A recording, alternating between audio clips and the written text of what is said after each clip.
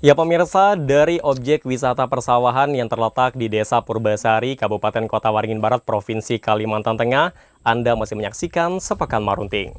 Mendekati tahun baru 2024, harga daging ayam potong di pasar tradisional di Kabupaten Kota Waringin Barat melambung tinggi. Seperti halnya di Pasar Cempaka, Kecamatan Kumai, Kabupaten Kota Waringin Barat mencapai Rp55.000 per kilogram. Dari pantauan tim media SBTV Pangkalan Bun, pada Kamis 28 Desember 2023 pagi, di pasar tradisional Cempaka Kumai, untuk harga daging ayam potong dihargai Rp55.000, bahkan sampai Rp60.000 per kilogram, dari sebelumnya harga Rp42.000. Pedagang mengaku membeli dari distributor seharga Rp42.000 per kilogram, itu pun masih belum dibersihkan isi dalamnya. Seperti yang disampaikan Fatmah Bianti yang akrab dipanggil Ifat, pedagang daging ayam potong ini mengatakan bahwa harga daging ayam potong sudah sepekan terakhir atau 3 hari sebelum Natal sudah mengalami kenaikan. Ifat juga menuturkan, dengan kenaikan harga daging ayam potong ini berimbas kepada sepinya pembeli. Seiring melambungnya harga ayam potong menjelang tahun baru ini, sebagian peternak menjual ayamnya meskipun masih kecil. Ifat berharap harga daging ayam potong kembali stabil, sehingga pembeli kembali ramai. Ada yang 55, ada yang 57, ada yang 60. Saya jual 55. Kalau ada yang beli. Ya. Ayam. Kalau dari penggilingnya 42 sekilo, tapi dengan taiknya, dengan kaki, kepala. Ya distandarkan lah murah. Yang mau jual lagi, yang dari seberang itu susah. Harga daging ayam tidak bisa dipastikan, apalagi mendekati tahun baru 2024 mendatang. Bisa jadi harga daging ayam kembali naik lagi harganya akibat tingginya permintaan setiap menjelang perayaan tahun baru. Jamri, SBTV. Pergantian tahun 2023-2024 tinggal menghitung hari. Namun jika hendak berpergian atau merayakan malam pergantian tahun harus memperhatikan perakiraan cuaca yang dirilis BMKG.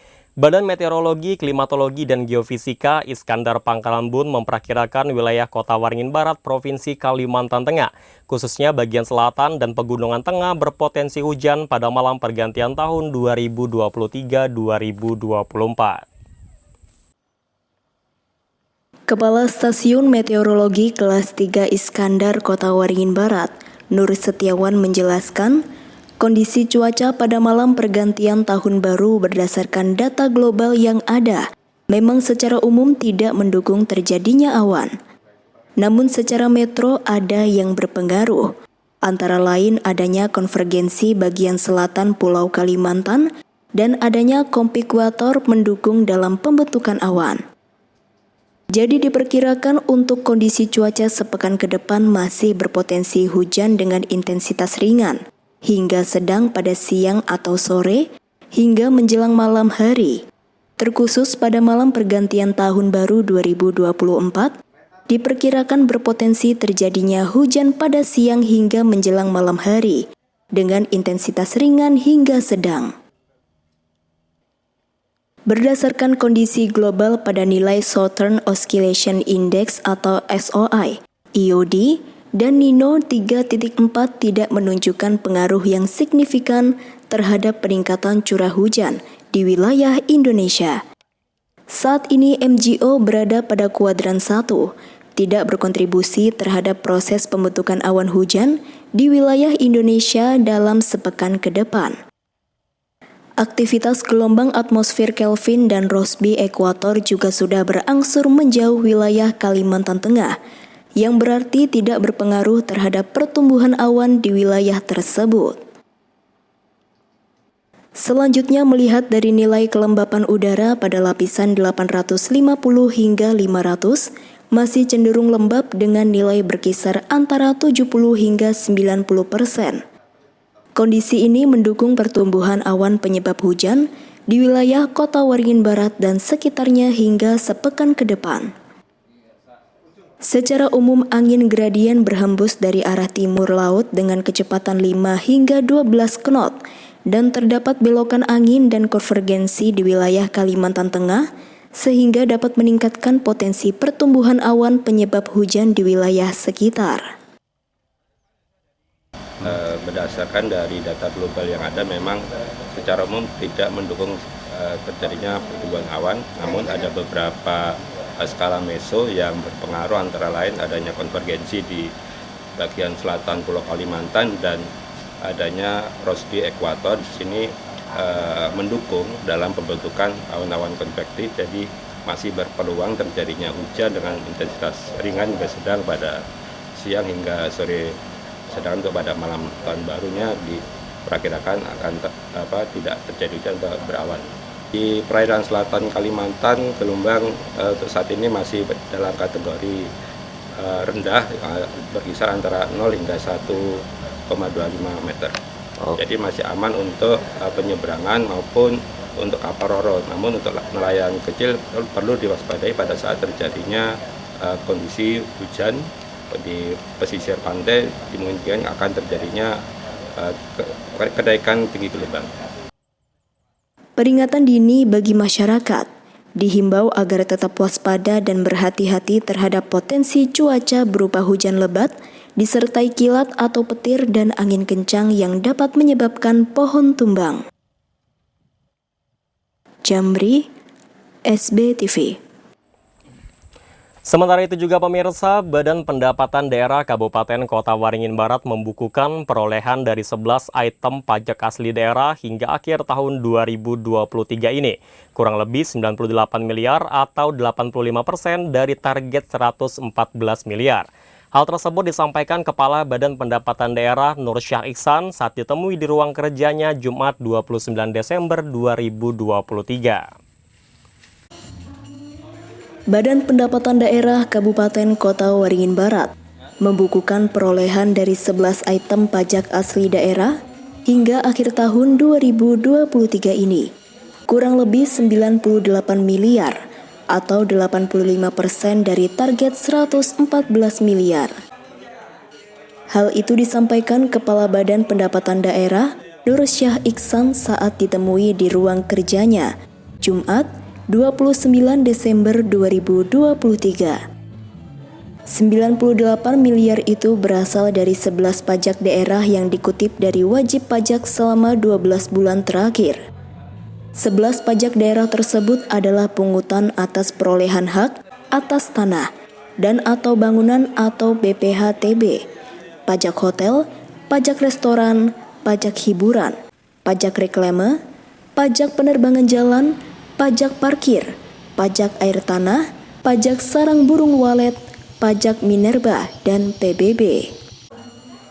Pencapaian PAD tahun 2023 ini menurut Iksan mengalami lonjakan signifikan dibanding 2022.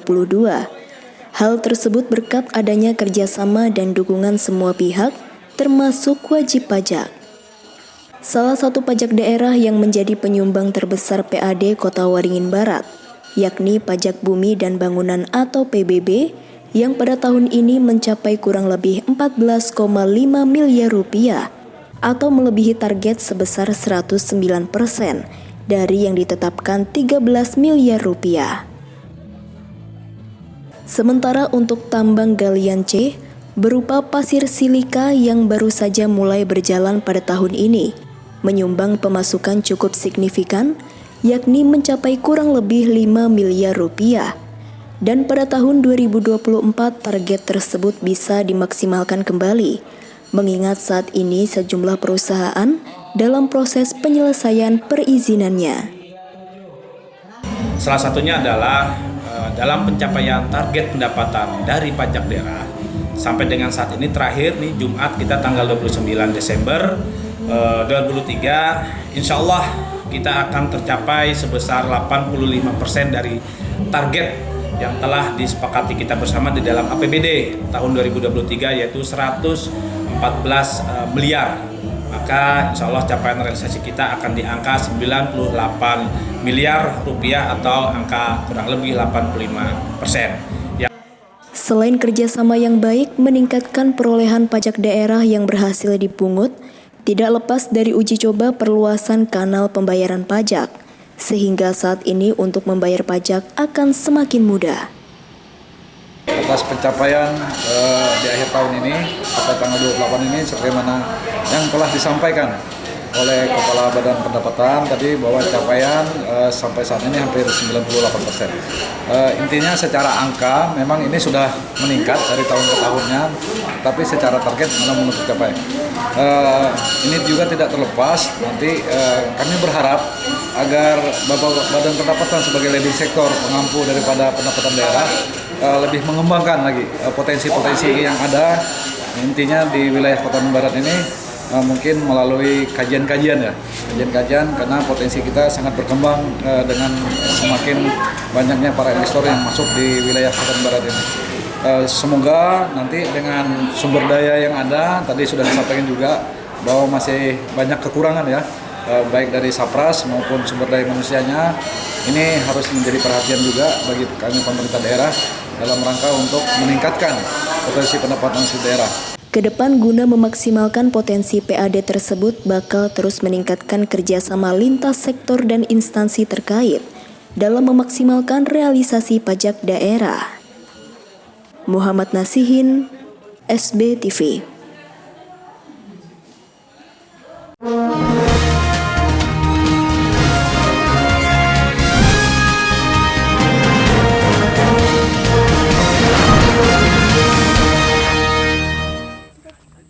Ya pemirsa, informasi tadi sekaligus menutup perjumpaan kita dalam Sepekan Marunting kali ini. Saya Tony Prayogo mewakili seluruh kerabat kerja yang bertugas mengucapkan terima kasih atas perhatian Anda. Dan kami tim dari SBTV Pangkalan Bun mengucapkan selamat menyongsong tahun baru 2024. Mari kunjungi berbagai objek wisata lokal di Kabupaten Kota Waringin Barat. Bangga berwisata di Kalimantan Tengah saja. Kami akhiri, wassalamualaikum warahmatullahi wabarakatuh dan sampai jumpa.